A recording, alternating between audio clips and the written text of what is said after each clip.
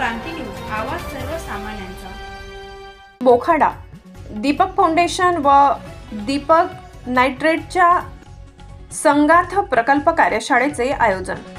पालघर मोखाडा तालुक्यात दीपक फाउंडेशन आणि दीपक नायट्रेट यांच्या संयुक्त विद्यमाने संगाथ प्रकल्प प्रसार कार्यशाळेचे आयोजन करण्यात आले।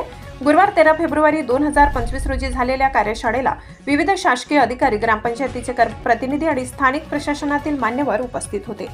कार्यशाळेतील दीपक फाउंडेशनचे उपसंचालक आकाश कुमार लाल यांनी फाउंडेशनच्या वतीने विविध उपक्रमांची माहिती दिली।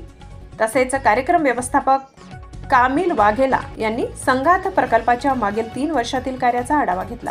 त्यांनी या प्रकल्पाच्या माध्यमातून विविध शासकीय योजनांमधून राबविलेल्या उपक्रमाची माहिती दिली। यावेळी तहसील कार्यालय मोखाडा यांच्या वतीने दीपक फाउंडेशनला प्रशस्तीपत्र देऊन गौरविण्यात आले। ही कार्यशाळेतील विशेष बाब ठरली।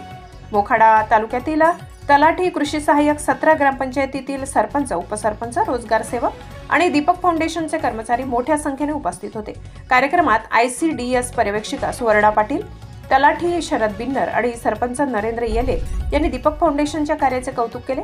दीपक फाउंडेशनचे बिमल व्यास यांनी उपस्थितांचे आभार मानून कार्यक्रमाची सांगता केली। महाराष्ट्र क्रांती न्यूज साठी प्रतिनिधी सौरभ काबडी, पालघर। अशाच नवनवीन बातम्या पाहण्यासाठी आमच्या महाराष्ट्र क्रांती न्यूज या YouTube चॅनलला लाईक करा, सबस्क्राईब करा आणि बेल आयकॉनला प्रेस करा।